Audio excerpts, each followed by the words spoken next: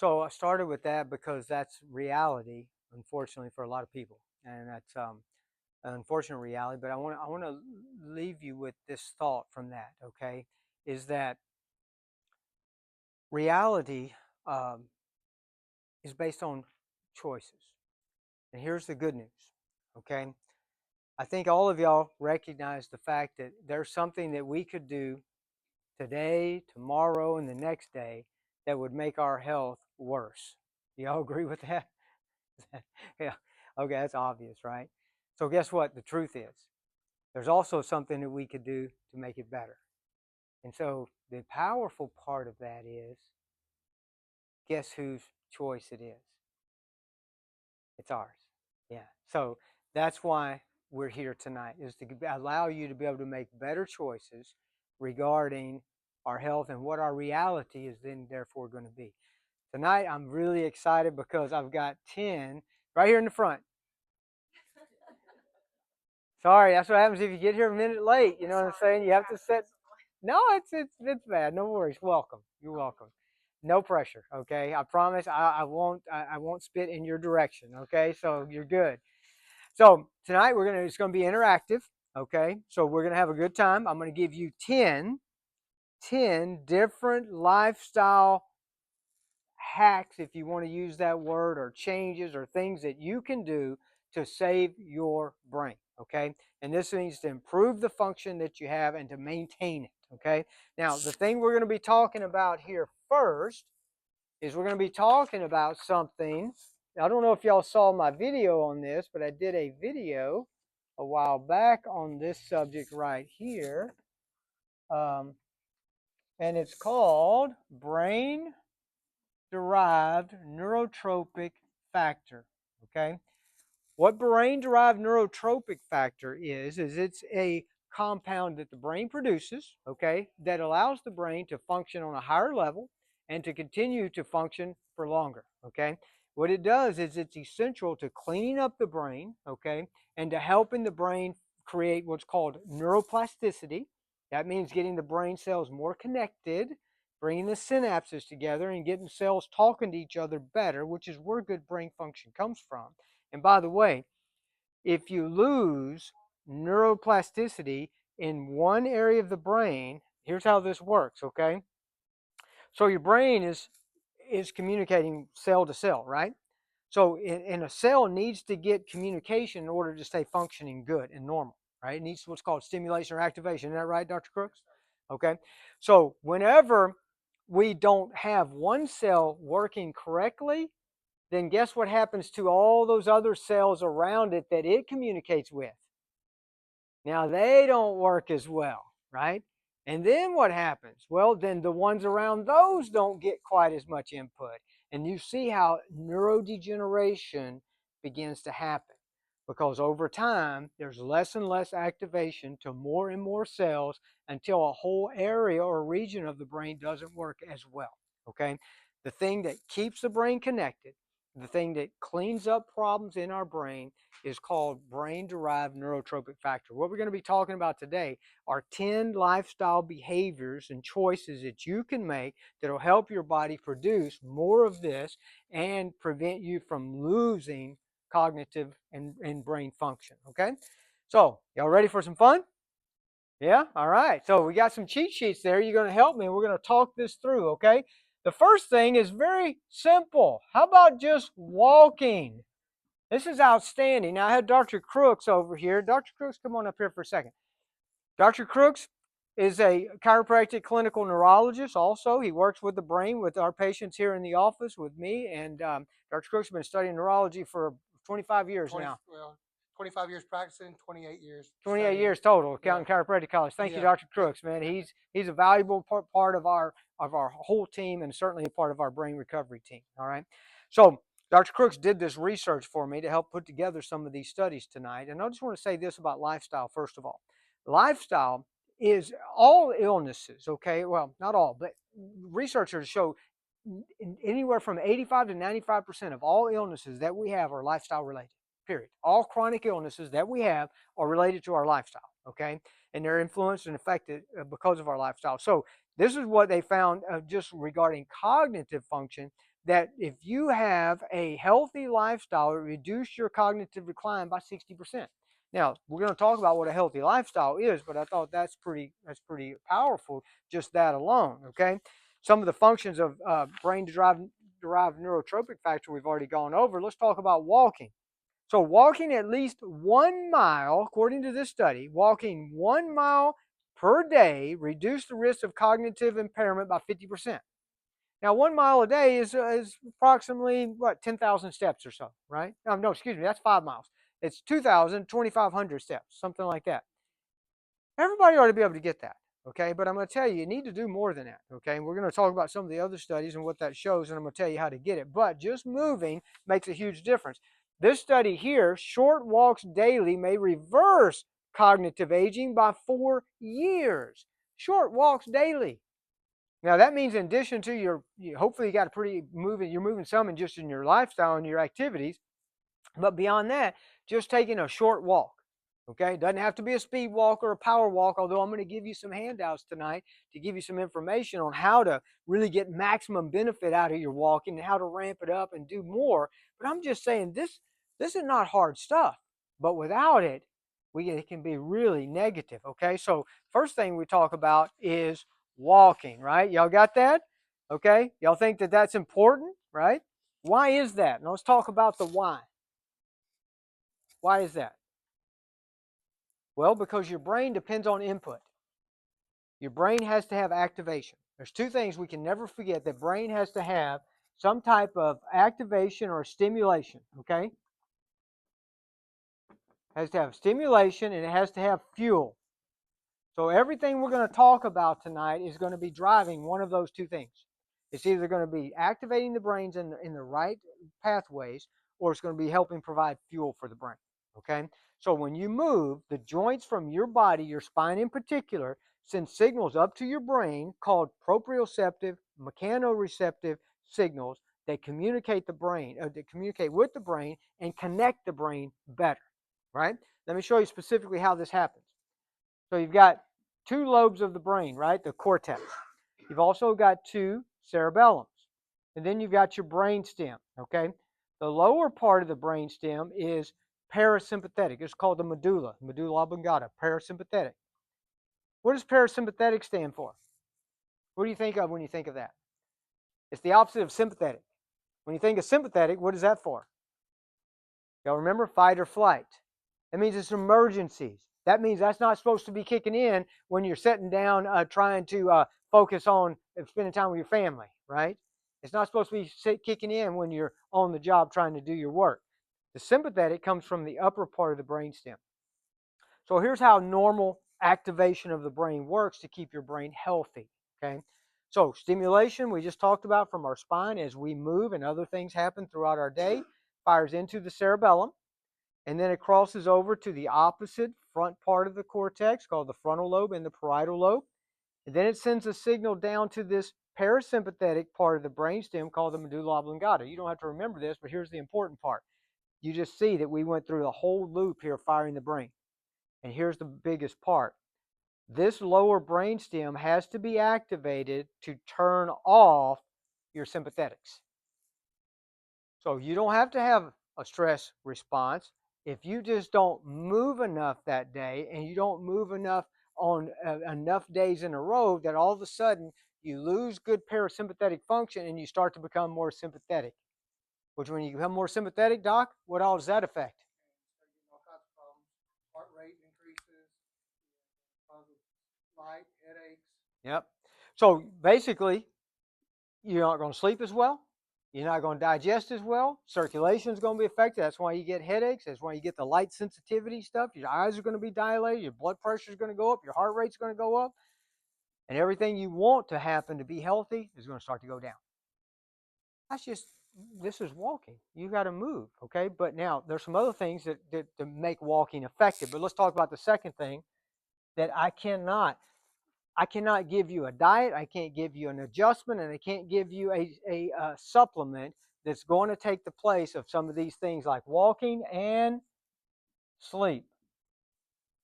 Anybody think good sleep is important for brain health? You want to know what the studies show? Studies show that if you get less than 7 hours, if you get this study right here, they studied people in their 50s and 60s, okay, and their risk for developing dementia increased 30% if they did not get 7 hours of sleep consistently. They only slept 6 hours, 30% more likely to end up with dementia. Sleep. So your brain does some things when you're sleeping that can't happen any other time. As far as remapping, cleaning up, and doing stuff like that, you have to have a good restful sleep, and you got to have a target of a minimum 7 hours. Okay, that's what studies show. Now, obviously, 8 hours has probably been pretty consistent as a good thing, and if you can get that, that's even better. Okay, but you do need good sleep. All right. Number 3, what's on your list? I hope it's blood sugar. Okay, that's what's on my list. All right. You have to have stable and controlled blood sugar levels. Why? Because of fuel. Glucose is a fuel to your brain. Glucose and ketones, that's the only fuel sources that you have. So unless you're in a ketotic state, glucose is your brain's fuel, right? So what happens if glucose goes too low? You don't have fuel. What happens if glucose goes too high? You don't have fuel. You know why? Because cells get resistant to it. That's called insulin resistance. And then if it goes past insulin resistance, that's called diabetes.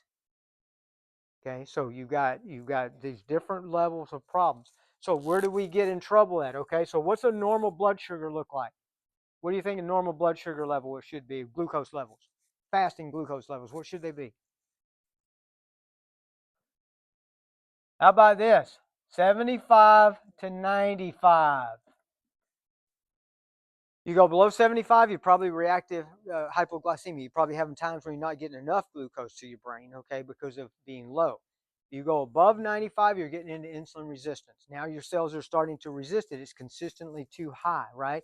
With your HA1C, you want to be between 5 and 5.5. This is optimal levels for your HA1C.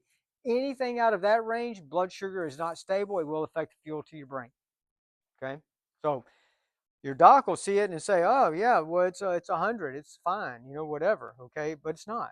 It's not fine for your brain. Not if you're looking for optimal function. Not if you're looking for optimal fuel to your brain. So we got to get to where it's stable. Because in other words, you can't be on this roller coaster, up and down all the time, right? Okay. So what about number 4? So far we're doing good. How about number 4? What about toxins? We got to decrease our toxins. Anybody think we have a toxic environment at all?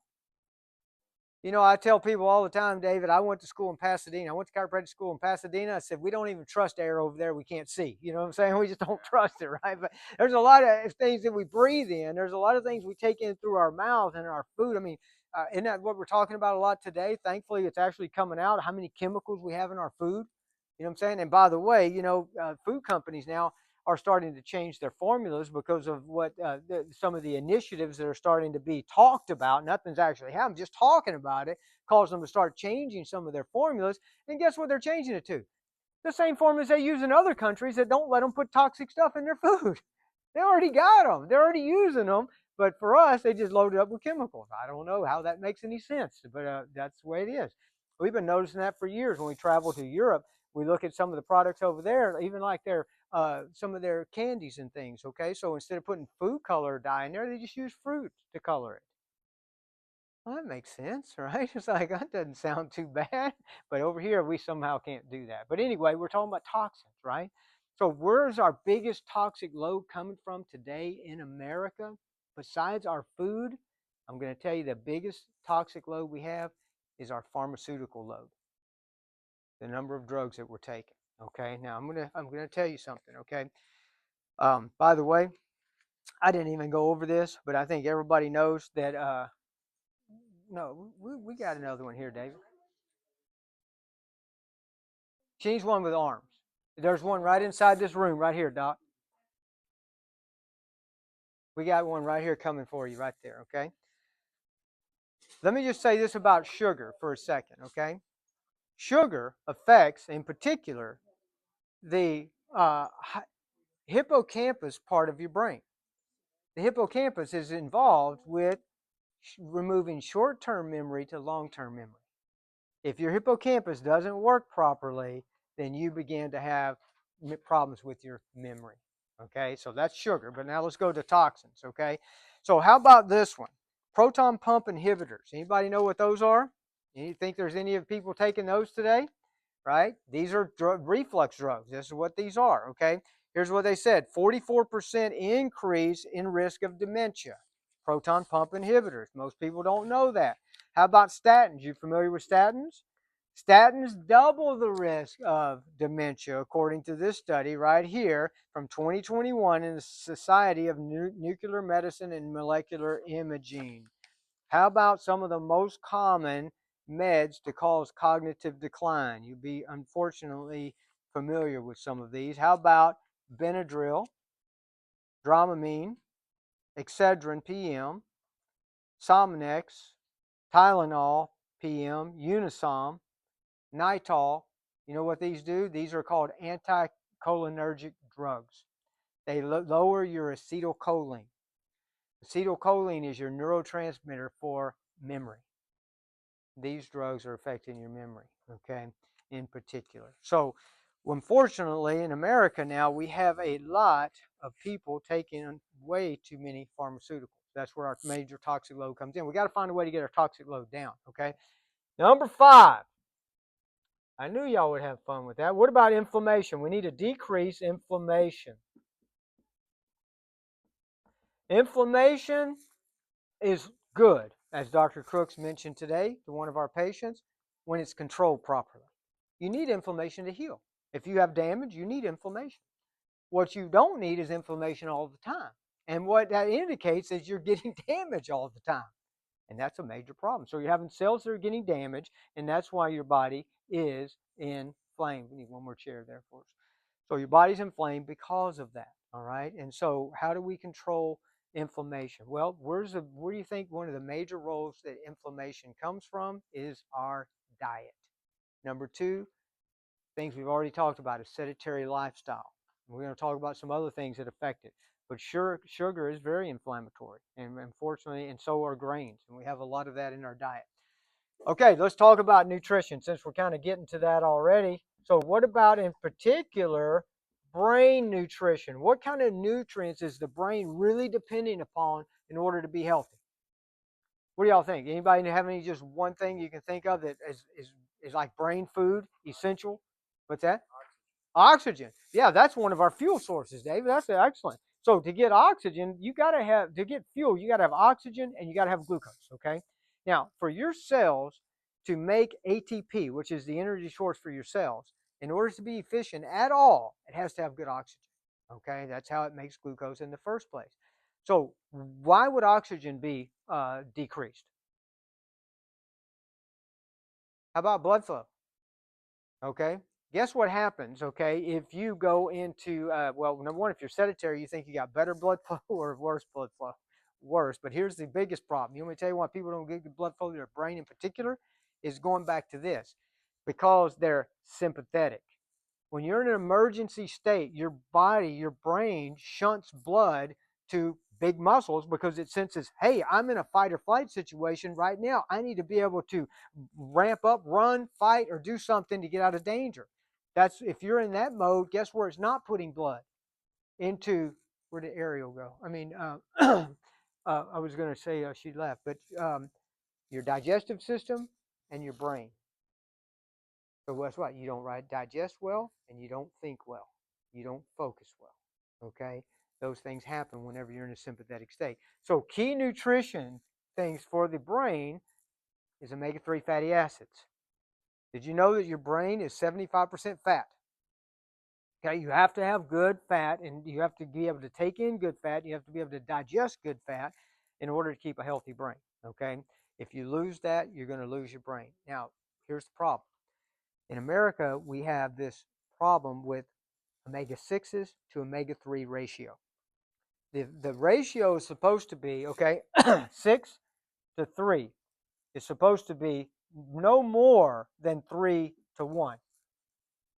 I commonly run this test and I see numbers like 50 to 1. I've seen numbers as high as 100 to 1. That's an inflamed, very inflamed body, and that's an inflamed brain because their fats are out of balance. Okay, so omega 6s are inflammatory, omega 3s are anti-inflammatory. Okay, so omega 3s are one of the critical nutrients that we have to have. But we got to have good B vitamins. We got to have a good iron levels. We got to be able to make neurotransmitters. Magnesium's important. All these things are involved in that, but you got to have good nutrition. Number 7. What about number 7? Oh, we got to learn. We got to learn something. You know, your brain needs to be challenged. You need to be learning something new. And you know what else your brain loves? Novelty. What I mean by novelty, it means doing something different. Have you ever just took a different path somewhere? You know, what about learning this? What about learning how to actually look at a map again? When's the last time you saw a map? Right?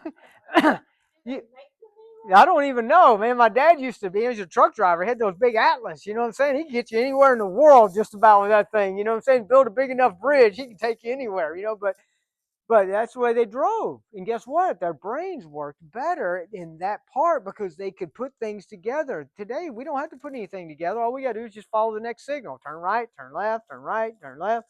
We don't have to think anything out. We don't have to plan a process. How about trying this? The next time you're going to meet somebody or you're going someplace, and instead of telling them, hey, just send me the address, say, tell me how to get there. How about that? You done that recently? My kids, I frustrate my kids that sometimes they're like, Dad, just send me the address. I said, no, I'm not sending you the address. Look, you go down to 59, you take a right, go down, take this exit, and then hang a left, okay, and then go that. They're like, Dad, just send me the address. No, I'm not going to do it. I'm not going to rot your brain out and get you to just disconnect your whole parietal processing lobe and because you can't process and put together sequence and thoughts and plan. So we're in trouble. We're in trouble with technology on this, guys. We're not using our brain anymore. So you got to learn something new, and sometimes you got to relearn something. Okay, but this is a good challenge for us to think about doing things differently and learning something new. Okay, number 8. Okay, social. You got to be social, guys, and I'm not talking about social media. Okay, that's not social.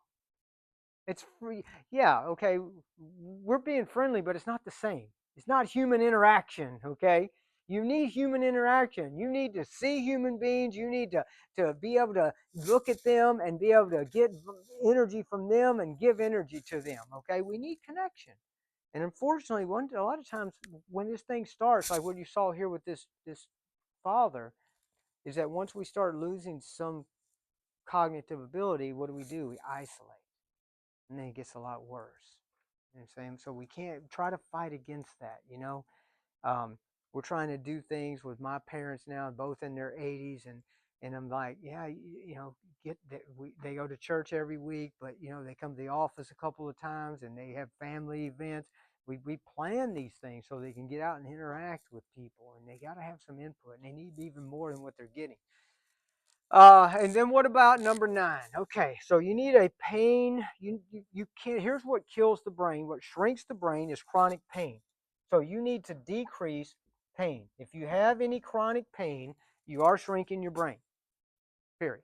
Okay, so you got to begin to deal with that, and that's where you got to need to have. Well, let's go back to input. Okay, stimulation. We said with walking, the main stimulation was from the spine. Okay, and that's true. So the spine has to be moving normally, and the spine is also a common source of pain. So this is where your chiropractic adjustments help you not only to decrease your pain, but they also help you to increase stimulation to your brain. Because if a joint is stuck, it's what we call subluxated and it can't move. Guess what? It can't stimulate your brain. It can't fire those nerve endings, those receptors to send signals up to the brain. And most people don't realize the benefit they're getting from their brain and nervous system by getting a chiropractic adjustment. Okay, so keep your spine moving, but also control your pain. And then the last one. How about this?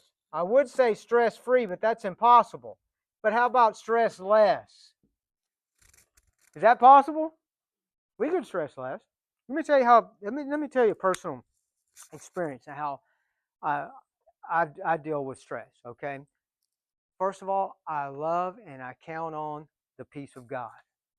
I have peace with God through my Lord and Savior Jesus Christ. And then I have the peace of God because of the Word of God. And it says, what am I supposed to think about? Think about things that are true, things that are good, things that are lovely, things that are of good report. That's in Philippians 4:8. And when I think on these things, it helps me deal with my stress level a whole lot better. Because here's the fact: whatever you dwell on becomes more real. And your brain cannot perceive the difference between something that's vividly imagined and what is reality. There's no difference in the effect it has on the brain. No difference. Okay. So something that's imagined, something that's you're worried about that hadn't even happened yet, is already having a negative impact on your brain. And guess what I found about that? 95% of the stuff I used to worry about didn't even ever happen anyway, and I already paid for it. It's kind of like paying interest on something money I didn't even get yet. So just remember, you got to have something that keeps your stress level, because stress upregulates cortisol. Cortisol receptors, remember if you were in the last seminar, the hippocampus, again, we talked about our memory part of our brain, hippocampus, short-term memory. The hippocampus is loaded with cortisol receptors. So if you get cortisol amped up because you're stressed out, it burns out the hippocampus. It literally causes the cells to burn out. That's what PTSD is. That's exactly what PTSD. Elevated cortisol levels for a long period of time, burning out the hippocampus. And so now they can't handle stress. They can't, their memory, short-term memory begins to fall apart. Relationships begin to get difficult. Sleep is gone. Digestion starts to fall apart. All of these things start happening because of that. So these are 10 things that you can do. You could be doing some of these things right now to be preventing some of this from happening. Okay. Now, I'm going to tell you one other thing. Okay. And this is important because a lot of this time, sometimes information can be overwhelming. Okay. And I don't want it to be that way. So I'm going to tell you this story to help you understand and keep it in balance. So on the beach in Florida, one day, some time ago, there was an older gentleman walking down the beach. And he's coming down the beach and he sees a young boy, maybe around 10 years old or so. And he's walking down the beach toward him, and he sees him bending down and picking up and throwing things in the ocean. Well, as he gets closer, he notices what's going on is that the tide has gone out, and there's a lot of starfish that have gotten up on the beach, and they're dying. You know, they're going to die out of the water, right? So the boy's throwing some back in. When he gets up to the boy, he tells him, you know, like wise older people try to do to kids, and he says, "Son, you know the beach is loaded with starfish." And he says, "And there are beaches all over Florida just like this. They got the same problem." He says, "You're never going to make a difference." And the boy bent down and picked up another starfish, and he threw it in the ocean. He said, "To that one, I made a difference." So what's the moral of the story? Do something. You don't have to worry about everything that's beyond your control.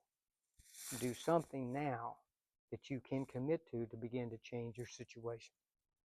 So this is what we do to help people get their brain working better and to optimally deal with any problems that you have going on and prevent them from progressing and reverse them in many cases. Now, once you get a diagnosis, you're not going to be able to reverse something like that. That's why you don't want to get to that point before you get things checked out, okay? So what we do is this: we do a 2-day evaluation process. Some of you guys have done that with us already, okay? So we do the first day, we do a complete evaluation on where the brain might be not working properly. We do functional brain neurology exam. Dr. Crooks or I will, one, be checking your brain out thoroughly to see exactly what's going on with that, okay? We start studying every part of the brain, the frontal lobe, the parietal lobes. We'll be looking at your temporal lobes. We'll be looking at your brain stem, looking at balance between sympathetic, parasympathetic systems, looking at cerebellum, what kind of issues we're having there. And then we do a brain assessment through your brain nutrition assessment form. We give you home tests to look at how other things that affect your brain that we went through last time, like your thyroid, your adrenal function, your gut function. Is there inflammation issues? Do you have like candida overgrowth or other things that will begin to affect the brain? And then we sit down and we put a plan together. And we go over the plan with you. And we say, okay, if this is the issue, here's the way we need to address this.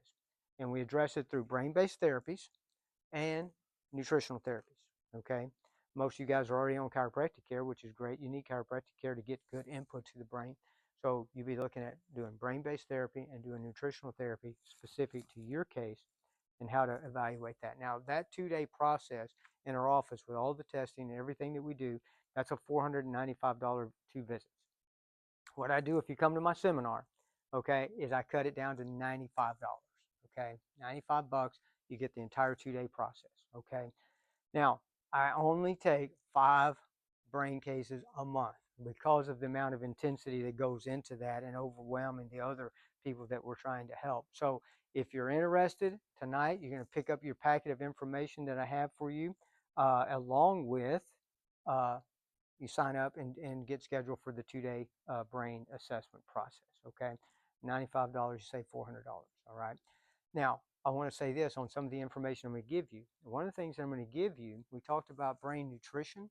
I'm going to give you a form that has a list of some of the most common types of drugs that people are taking and what the nutritional deficiencies are for those particular drugs. Okay, because that's a lot of times why our brain starts, not just the toxins, but then we also are robbing our body of nutrition a lot of times with those particular drugs that we're taking to try to manage our symptoms.